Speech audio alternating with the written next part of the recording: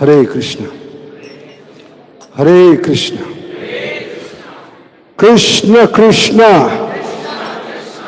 हरे हरे हरे राम राम राम हरे हरे।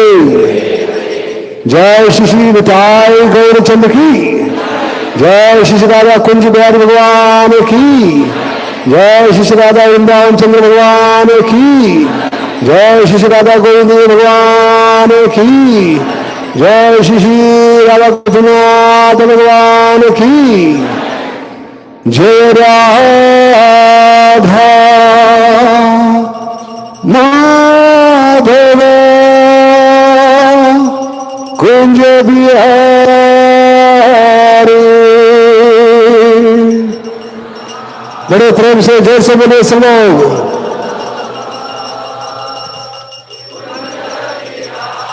जय राधा माधव कुंज बिहारी।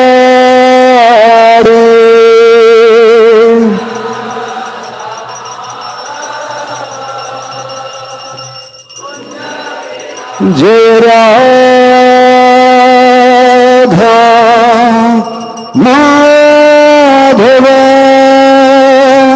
कुंज बिहारी।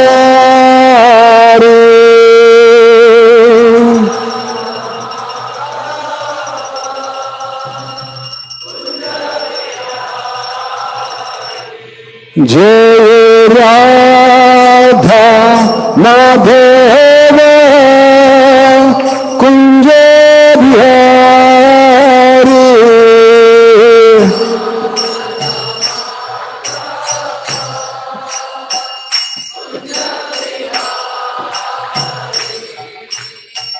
गोपी जन वल्लभ गिरिवर धारी।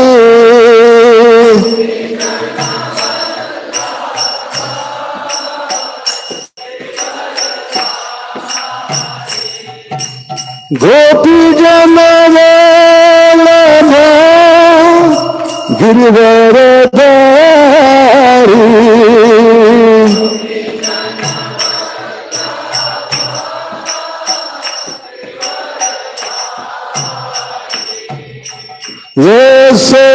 यशोदनंदन ब्रज जन रंजन।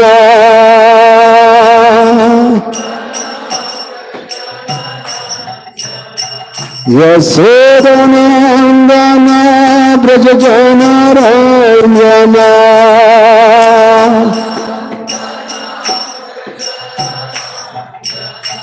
यमुना तीरा वनचारी।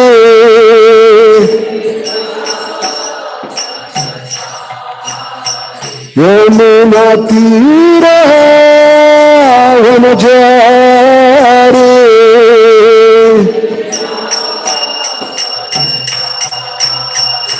जय राधा माधव कुंज बिहारी।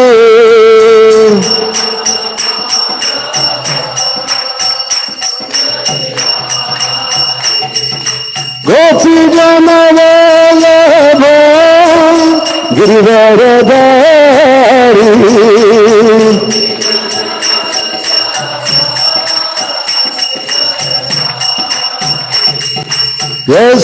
यशोदनंदन ब्रज जन रंजन।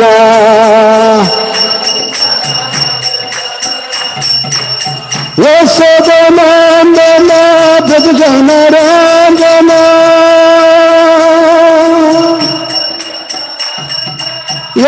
यशोदनंदन ब्रज जन रंजन।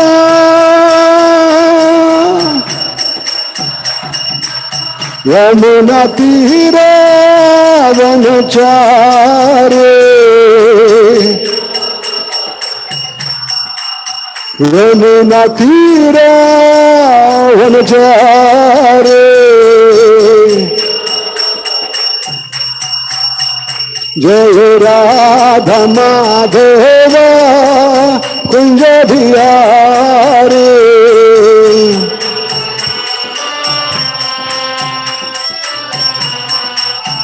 जय राधा माधव राधा माधव राधा माधव जय राधा माधव।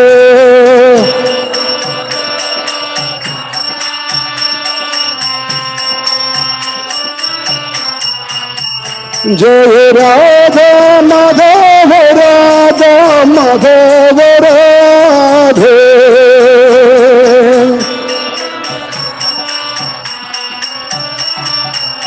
जय राधा कुंज बिहारी राधा कुंज बिहारी राधे।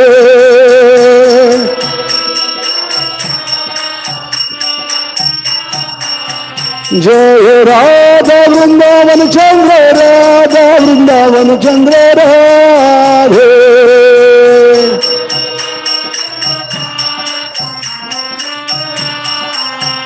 जय राधा गोपीनाथ राधा गोपीनाथ राधा गोपीनाथ जय राधा गोपीनाथ।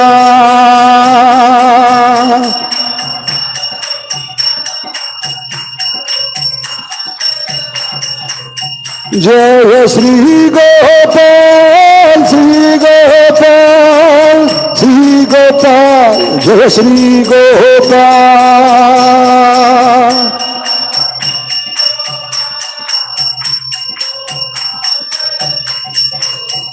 जय गौरानिका गौरानिका गौरानिका जय गौरानिका।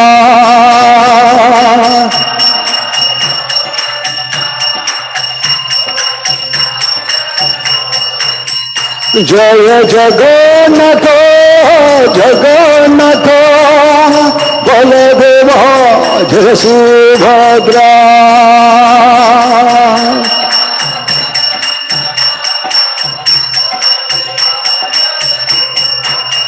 जय जय प्रभुपाद प्रभुपाद प्रभुपाद प्रभुपाद।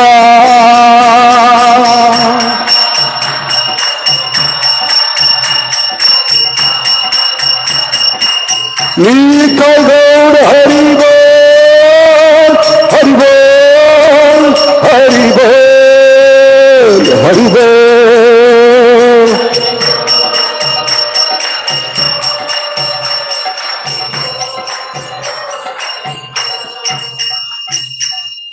यथाई गौर प्रेमानंद। जय विष्णुपाद परमहंस परिव्राजकाचार्य ऐसी भक्तिवेदांत स्वामी श्री प्रभुपाद की। इस्कॉन बीबीडी फाउंडर आचार्य ऐसी भक्तिवेदांत स्वामी श्री प्रभुपाद की। प्रेम से कहो श्री कृष्ण चैतन्य प्रभु नित्यानंद श्री अद्वैत गदाधर शिवासदि गौर भक्तवृंद की। नामाचार्य श्री हरदास ठाकुर की जय। प्रेम से कहो श्री कृष्ण चैतन्य प्रभु नित्यानंद श्री अद्वैत गदाधर शिवासदि गौर भक्तवृंद की। त्रिभुवन मंगल हरिनाम संकीर्तन की जय। श्री गोलोकेरा प्रेम हरिनाम संकीर्तन की गौर प्रेमानंदे। All glories to assembled devotees. All glories to assembled devotees. All glories to Sri Guru Gauranga. Jai Shri Prabhupada. Om Namo Bhagavate Vasudevaya.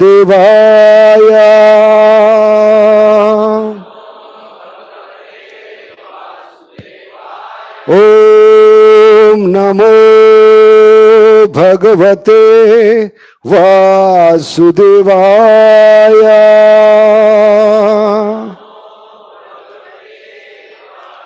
Om Namo Bhagavate Vasudevaya.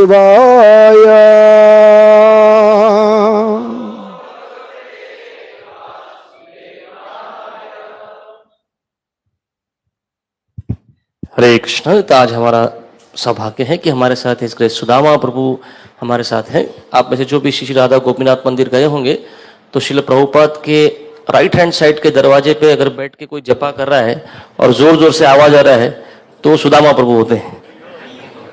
तो सुदामा प्रभु अपने सेमिनार्स के, विशेषकर होली नेम के सेमिनार्स के लिए बहुत मशहूर हैं। वो पूरे वर्ल्ड भर अभी भ्रमण करते हैं हरिनाम के ऊपर सेमिनार करने के लिए। मैं छोटा सा इंट्रोडक्शन उनका देता हूँ। प्रभु जी ने CS कोर्स पूरा करने के बाद 10 साल माथर एंड प्लैट और अल्फा लवाल ये कंपनी पिंपरी चिंचवड़ में जॉब किया। उसके बाद 1992 में वो हिज ग्रेस राधेश्याम प्रभु के टच में आए, और जब वो जॉब कर रहे थे तब वो राधेश्याम, हिज ग्रेस राधेश्याम प्रभु और हिज ग्रेस गौरांग प्रभु के साथ रूममेट थे, साथ में मिलके प्रीचिंग करते थे। तो उसके बाद वो 1993 और 94 में प्रभु जी ने श्री राधा गोपीनाथ मंदिर चौपाटी मुंबई में फुल टाइम ब्रह्मचारी बोलकर ज्वाइन किया। पहले 5 साल पूरे भारत भर भ्रमण करके बस पार्टी में पुस्तक वितरण किया, बस पार्टी के साथ रहकर। उसके बाद 5 साल असिस्टेंट हेड पुजारी रहे श्री राधा गोपीनाथ मंदिर के, और आज भी वो सेवा पिछले 15 सालों से कर रहे हैं।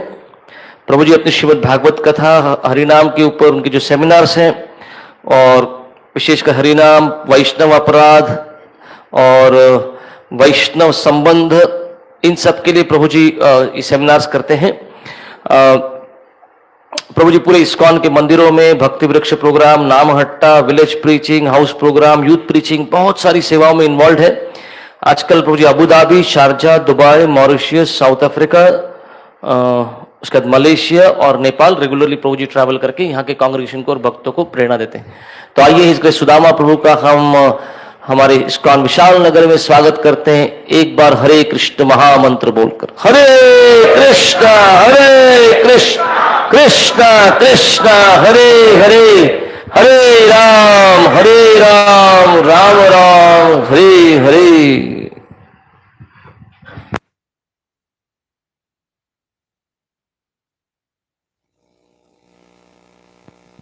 बहुत बहुत धन्यवाद कन्हैया ठाकुर जी। तो राधे श्याम प्रभु और गौरांग प्रभु के साथ रहने का फायदा क्या हुआ? जैसे भारत जब स्वतंत्र हुआ तो जेल में जितने भी चोर डकैत थे वो भी रिहा हुए। तो उनको क्या कहा? Freedom fighters. ऐसे मैं हूं। उनके साथ रहने के कारण लोग सोचते कि ये भी उसी दर्जे के होंगे। नहीं, वो तो रियल फ्रीडम फाइटर्स है। मैं चोर डकैत हूं, इतना ध्यान रखना। हरे कृष्ण। तो आज का श्लोक है श्रीमद् भागवतम, पहला स्कंद, 12वां अध्याय, 13वां श्लोक। तस्य प्रियत्मना राजा विप्रेर्धौम्य कृपादिभिः जातकं कारयामास वाचा हित्वा च मंगलम्। तस्य प्रियत्मना राजा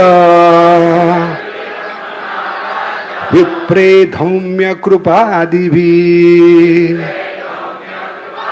जातकं कारयामास वाचा हित्वा च मंगलम्।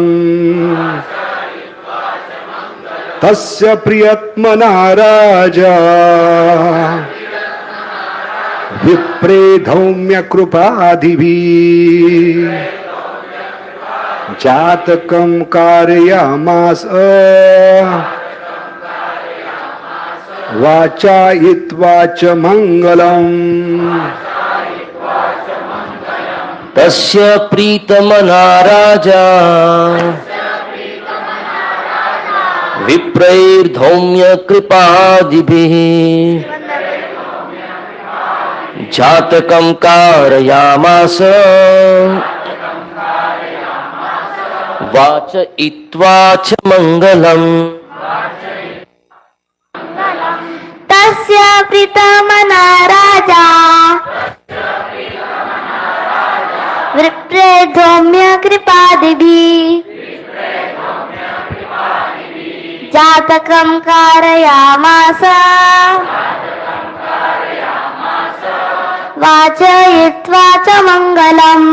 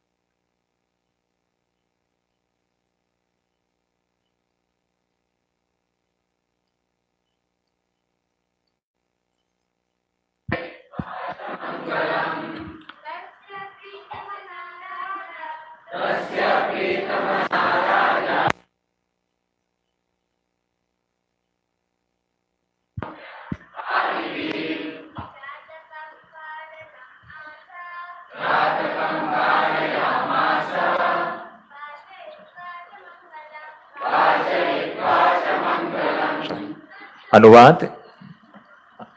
महाराज परीक्षित के जन्म से अत्यंत संतुष्ट हुए राजा युधिष्ठिर ने जात संस्कार करवाया। धौम्य, कृप इत्यादि विद्वान ब्राह्मणों ने शुभ स्तोत्रों का पाठ किया।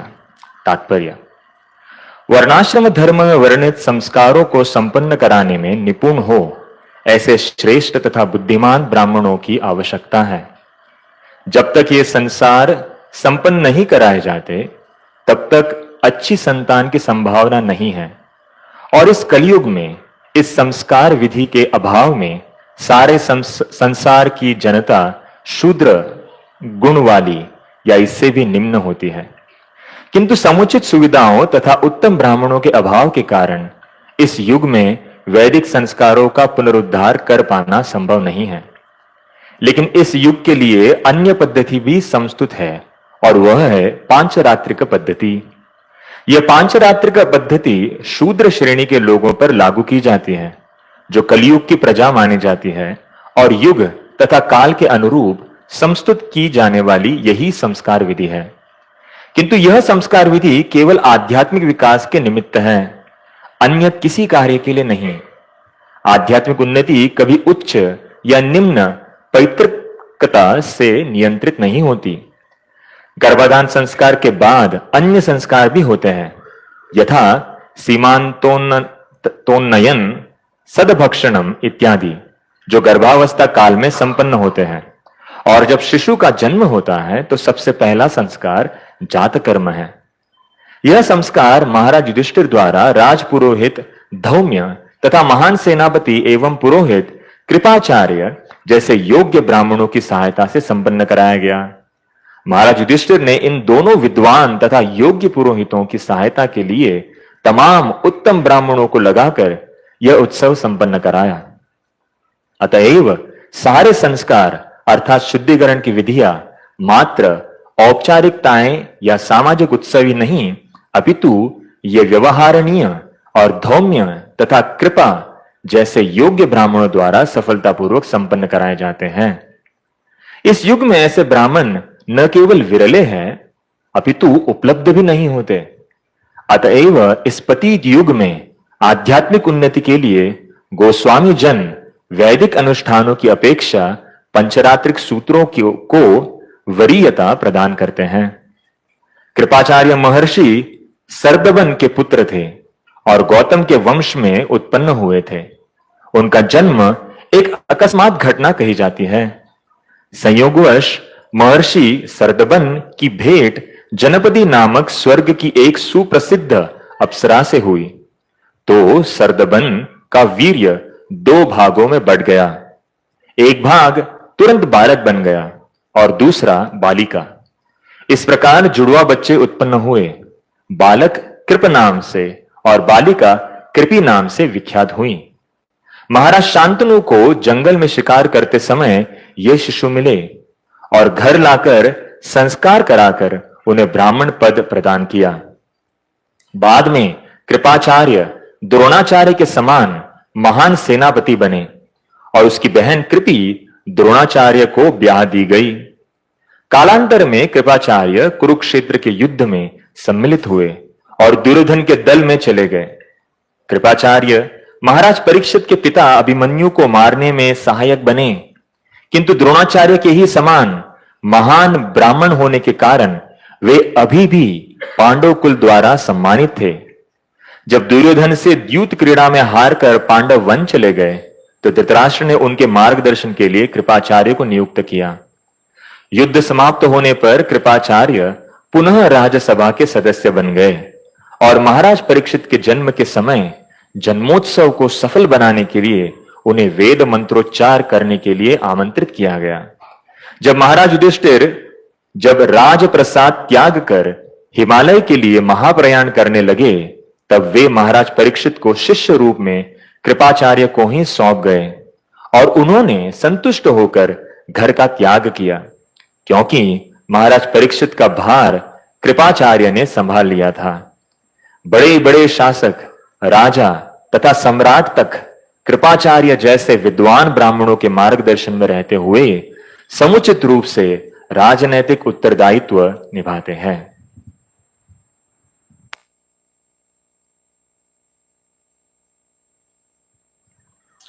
ओम अज्ञानतिमिरन्दस्य ज्ञानाञ्जनशलाकया चक्षुरुन्मिलितं येन तस्मै श्री गुरुवे नमः।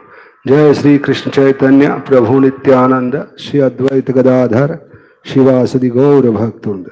हरे कृष्ण कृष्ण कृष्ण हरे हरे, हरे राम राम राम हरे हरे।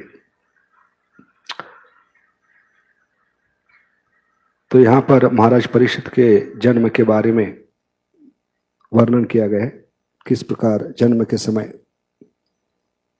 महाराज युधिष्ठिर बहुत संतुष्ट थे क्योंकि उन्होंने उनके जात कर्म करवाया। तो धौम्य कृप आदि विद्वान ब्राह्मणों ने शुभ स्तोत्रों का पठन किया। तो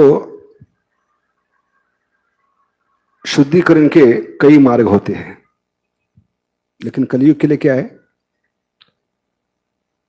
भगवान का हरिनाम।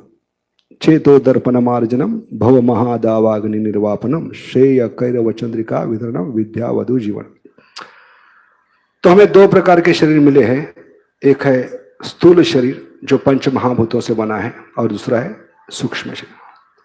स्थूल शरीर का तो शुद्धिकरण कर रहे हैं, साबुन लगाकर, है कि नहीं, शैम्पू लगाकर।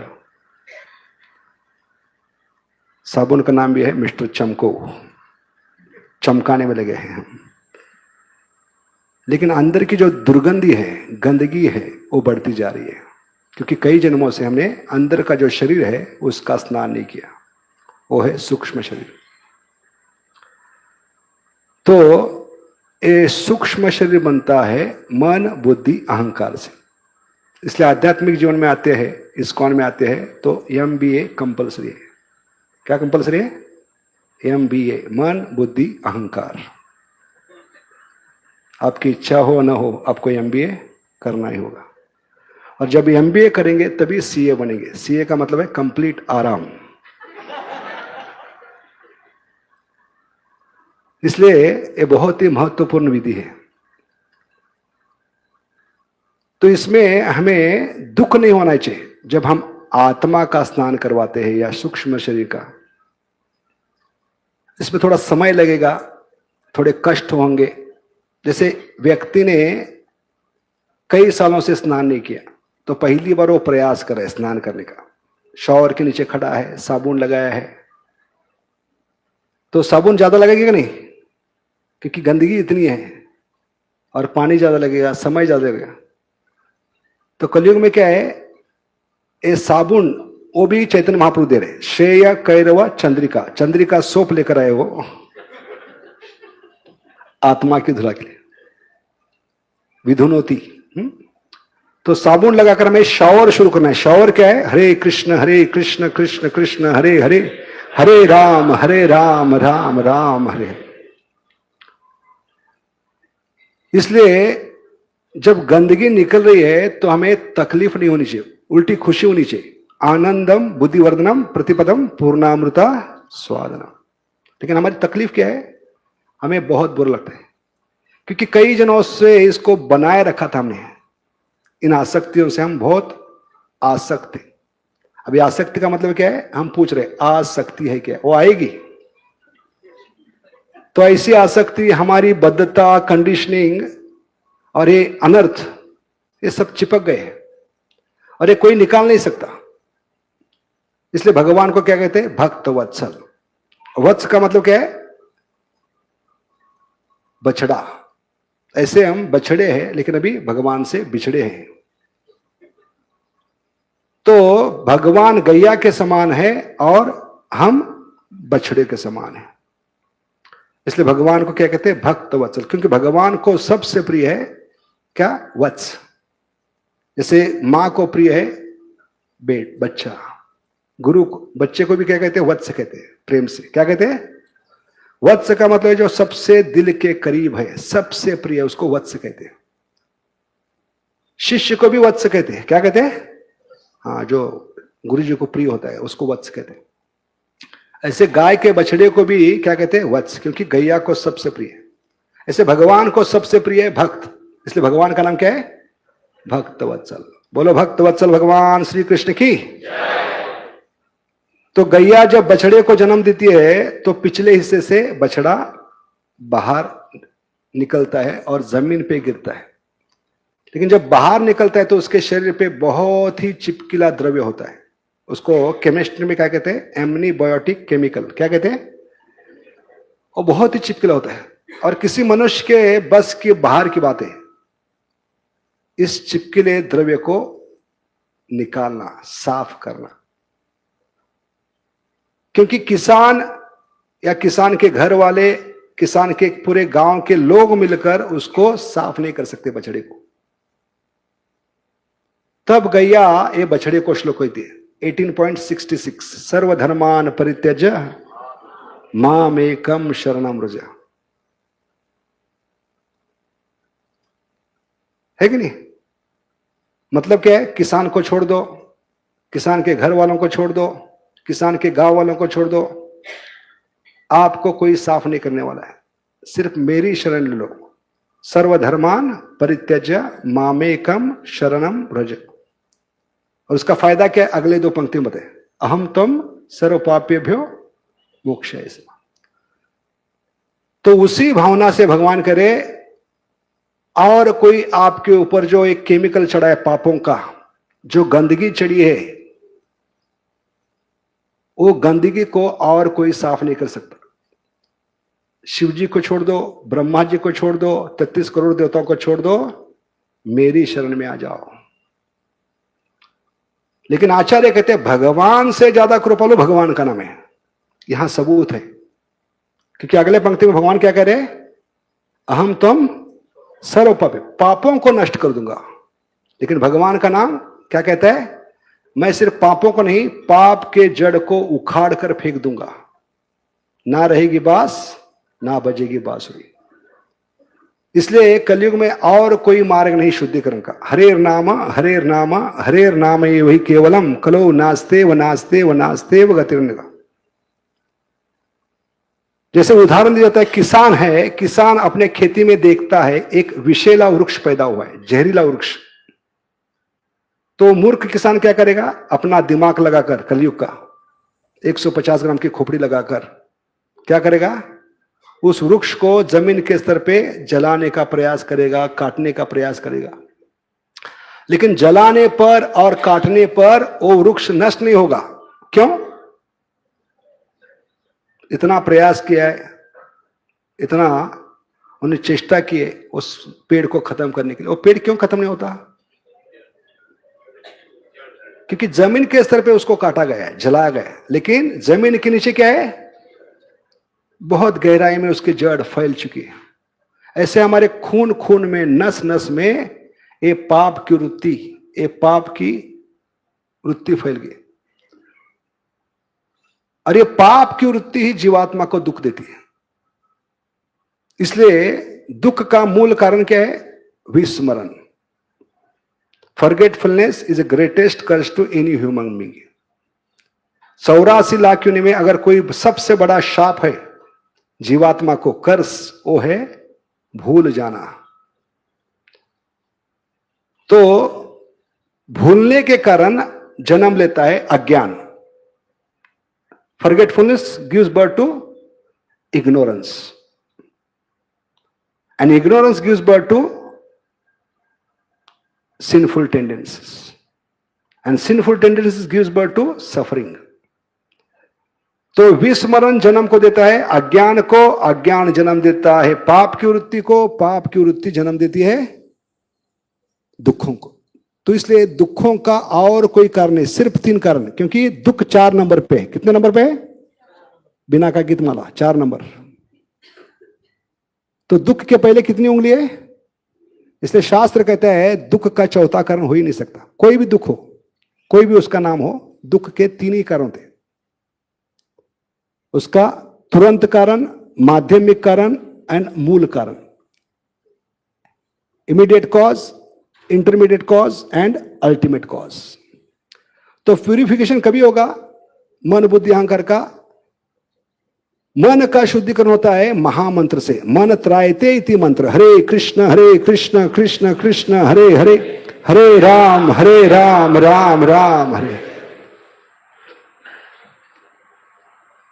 इससे बहुत तेजी से शुद्धिकरण होगा, क्योंकि भगवान ने सारे अवतारों की शक्ति लगाई। जितने भी नारायण हैं, विष्णु हैं, खुद कृष्ण ने अपने इन सभी अवतारों की, नारायणों की, विष्णु की शक्ति नाम में लगाई। नाम नामकारी बहुधा निज सर्वशक्ति, सत्रा पिता नियमिता स्मरण।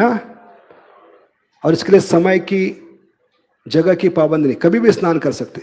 टैब खुला है, सिर्फ ऑन करना है। हरे कृष्ण कृष्ण कृष्ण हरे हरे, हरे राम राम राम हरे।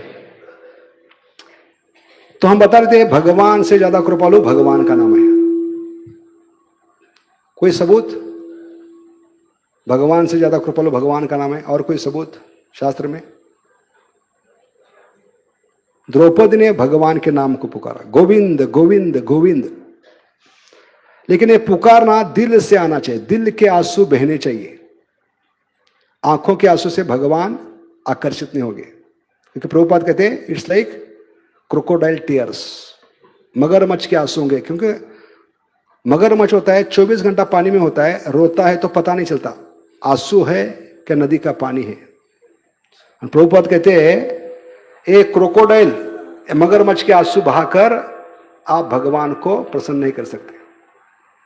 उल्टा प्रभुपाद वार्निंग देते, चेतावनी, कि मगरमच्छ के जो आंसू है ये शास्त्र का निचोड़ बहा सकते हैं, शास्त्र समझ में नहीं आएगा।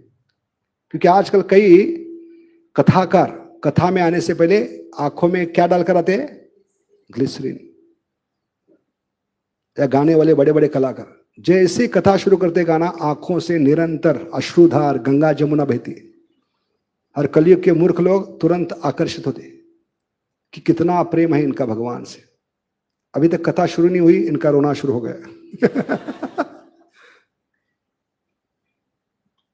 तो समझिए कथाकार भागवतम खोल के बैठे कथा कर रहे, और ये उनके आंसू भागवतम पे गिर गए। तो क्या होगा? आंसू जब पेपर पे गिरते हैं, भागवतम क्या है? भौतिक दृष्टया white paper and black ink. White paper पे ब्लैक इंक है, उस पे आंसू गिर गए तो क्या होगा? वो इंक फैल जाएगी। तो ये मतलब है शास्त्र समझ नहीं पाओगे, पढ़ नहीं पाओगे आप, शास्त्र का निचोड़ बह जाएगा आंसू में। इसलिए यहां पर बताया गया कि हमें दिल से आंसू बहाना चाहिए, उसका ज्यादा शुद्धिकरण होगा। क्यों? क्योंकि जीवात्मा जब पहली बार आंखों से आंसू बहाकर भगवान को पुकारता है, हरे कृष्ण कृष्ण कृष्ण हरे हरे, हरे राम राम राम, तो ये सबसे बढ़िया शुद्धिकरण है। क्योंकि पहली बार मनुष्य जीवन में आने के बाद 84 लाख योनि घूमने के बाद आप परमात्मा का अभिषेक कर रहे हैं। क्या कर रहे हैं? दिल के आंसू बहाकर। ऐसे तो अभिषेक भगवान का होता है पंचामृत से। क्या क्या होता है उसमें? पंचामृत में दूध, दही, घी, शक्कर का पानी और हनी। तो ये 5 चीजें जरूर नहीं, बहुत मुश्किल से इस्कॉन में मिलते हैं, सुबह सुबह ढूंढना पड़ता है पुजारियों को, है कि नहीं? लेकिन भगवान को प्रसन्न करना है तो दिल के आंसू ये क्या बनेंगे? भगवान का अभिषेक। और भगवान इतने प्रसन्न होंगे कि ये बंदे ने पहली बार मेरा अभिषेक किया। किससे? पंचामृत से नहीं, अपने दिल के आंसू से टिपक रहा है एक एक बूंद परमात्मा पे। तो भगवान परमात्मा के रूप में उसके दिल में क्या देते हैं? उसको ज्ञान देते हैं। 10.11 तेषाम एवानुकंपार्थम अहम अज्ञानजम नाशयामि आत्मभावस्तो ज्ञान दीपेन भात। तो इससे बड़ा शुद्धिकरण नहीं है। और कितना शुद्धिकरण? भगवान उस जीवात्मा के लिए, उस भक्त के लिए किस भी हद तक जा सकते हैं। ऐसे गजेंद्र को बचाने के लिए भगवान गरुड़ पर सवार हो गए, द्रौपदी को बचाने के लिए भगवान साड़ी के रूप में आए। ऐसे भगवान किसी भी रूप में आपके जीवन में आ सकते हैं, क्योंकि अभी आपका हृदय शुद्ध होना शुरू हो गया है। तो ये मन का शुद्धिकरण हो गया। अभी अगला क्या है? बुद्धि। बुद्धि का शुद्धिकरण कैसे करें? वेद व्यास लिखित प्रामाणिक ग्रंथ जो वैष्णव के लिए भगवत धाम ले जा सकते, 3 ग्रंथ काफी है। भक्तिविनोद ठाकुर कहते हैं सारे जगत की लाइब्रेरी जलकर खाक हो गई तो भी कोई प्रॉब्लम नहीं, ये सिर्फ 3 ग्रंथ आपको भगवत धाम ले जा सकते, गीता, भागवत, चैतन्य चरितम। क्या है गीता? किसके समान है? चैतन्य चरितम क्या है? Post graduate. तो भागवत क्या होगा? ग्रेजुएट। हाँ, नहीं, गीता क्या हो गई? हाँ। तो इस प्रकार ये 3 ग्रंथ काफी है। इससे जो शुद्धिकरण होगा वो बुद्धि का शुद्धिकरण होगा। अभी बच गया एक, कौन सा? अहंकार। तो अहंकार का मतलब क्या है पहले समझना चाहिए। अहंकार का मतलब क्या है? जो नहीं है वो समझना, दैट विच इज नॉट। जैसे कि प्रभुपाद बताते हैं कि हम शरीर है कि आत्मा है, उसके लिए एनालॉजी देते प्रभुदत्त। कौन सी एनालॉजी देते हैं? कार और ड्राइवर की। तो इस कार और ड्राइवर की एनालॉजी में क्या कहते हैं? एनालॉजी को मराठी में, हिंदी में उपमा देते। वो खाने का उपमा नहीं है। तो बताते हैं आत्मा किसके समान है? ड्राइवर के समान है, और शरीर कार के समान। लेकिन देहात्म बुद्धि के कारण जब आत्मा खुद को शरीर मानता है, शरीर का मतलब वो क्या है? ड्राइवर है। लेकिन ड्राइवर जब खुद को कार समझता है, आई एम कार, क्या समझता है? तो उस आई एम कार से शब्द आती है अहंकार। क्या आती है? सिंपल है स्पिरिचुअल लाइफ। तो अहंकार निश्चित है। अहंकार हमारा शुद्धिकरण करना आवश्यक है, क्योंकि ये तीनों एक साथ चलना चाहिए। आध्यात्मिक जीवन का मतलब है तीनों एक साथ। अगर ये तीनों एक साथ चल रहे हैं तो आप सही मार्ग पर चल रहे हैं। सिर्फ समय की बात है भगवत धाम पहुंचने वाले आप। मन का शुद्धिकरण, बुद्धि का शुद्धिकरण और अहंकार, और ये तीनों एक साथ सत्संग में होते हैं। क्योंकि सत्संग में आकर आप क्या करते हैं? मन का शुद्धिकरण कैसे करते हैं? भक्तों के संग में हरे कृष्ण कृष्ण कृष्ण हरे हरे, हरे राम राम राम हरे। बुद्धि का शुद्धिकरण गीता भागवत जो वेद व्यास जी ने दिए हैं, और अहंकार का शुद्धिकरण भगवान ने आपके लिए कम से कम एक नमूना बनाया है जो आपका शुद्धिकरण करके रहेगा, और भक्तों के द्वारा ही शुद्धिकरण होगा आपका। इसलिए प्रभुपाद कहते हैं don't blame the instrument of your Karma. Very powerful statement. तो पूरी जिंदगी हमारी रोने में जाएगी, ए भक्त से मुझे तकलीफ हो रही है, ए भक्त से तकलीफ हो रही है। तो भगवान कहेंगे आपका दुख आपका बछड़ा है। महाराज कहते हैं आपका सुख को ढूंढ के निकालेगा। जैसे करोड़ों गैयों की झुंड में बछड़ा क्या करता है? मां को ढूंढ के निकालता है। ऐसे दुख भी आप तक पहुंच जाएगा। किसी भी बंकर में छुपे हो, किसी भी योनि में, किसी भी शरीर में, आकाश में, पाताल में, जहां भी छुपे हो, ये दुख आपको मिलने वाला है तो मिलकर रहेगा, सुख मिलने वाला है तो मिलकर रहेगा। उसके लिए अलग सा प्रयास करना ये मूर्खों का लक्षण है। वही समय जो आप सुख दुख के पीछे भाग रहे हो, उसके लिए प्रयास कर रहे हो, वो प्रयास भगवान की भजन करने में लगाओ। हरे कृष्ण कृष्ण कृष्ण हरे हरे, हरे राम राम राम हरे। इसलिए हमें दोष नहीं देना है। तो शुद्धिकरण के लिए हमें किसमें जाना होगा? मूल में जाना होगा। इसलिए जब भक्ति सत्संग दुखों को नष्ट नहीं करता, दुखों से ऊपर उठने की, उनको सहन करते हुए दुखों से ऊपर उठने की शक्ति देता है। तो ये गलत धारणा मन से निकाली कि दुखों नाश होंगे। क्यों? क्योंकि भगवान का वचन खाली जाएगा फिर, दुखालयम अशाश्वतम। तो भगवान के डिजाइन को ब्रह्मा जी अपने 4 सिर से भी बदल नहीं सकते। हमें तो एक खोपड़ी है, इस एक खोपड़ी से ये डिजाइन बदल नहीं सकते। और इसलिए भगवान ने मौसल लीला की, बताने के लिए कि दुख सहन करते हुए हम कहेंगे कि यही सड़े रहेंगे, पड़े रहेंगे, नहीं, आपको यहां से निकलना होगा अगले योनि में, अगले। इसलिए भगवान ने अपने परिवार को पहले भेज दिया, डिस्पैच कर। अगर भगवान पहले चले जाते तो उसके बाद में समस्या बढ़ती। क्या बढ़ती समस्या? यदु परिवार के लोग कहते कौन माई का लाल हमें यहां से निकाल सकता है। इसलिए भगवान ने उनको भेज दिया। क्या बताने के लिए? ये श्लोक साबित करने के लिए। ये दुखालय में है, लेकिन इसके बावजूद क्या है? अशाश्वतम भी है। इसलिए शुद्धिकरण होके ही रहेगा। जब तक शुद्धिकरण नहीं होगा तब तक आप आध्यात्मिक जगत में प्रवेश नहीं कर सकते। तो जितने हम सहन करेंगे उतना जल्दी शुद्धिकरण होगा। इसलिए 3 स्तर पे सहन शक्ति बताइए। सहनशीलता, नॉट सहन शक्ति, क्योंकि कलयुग में स्त्री को क्या कहते हैं? शक्ति कहते हैं। तो एक भक्त ने पूछा, अगर स्त्री को शक्ति कहते तो पुरुष को क्या कहना चाहिए? हमने कहा सहन शक्ति।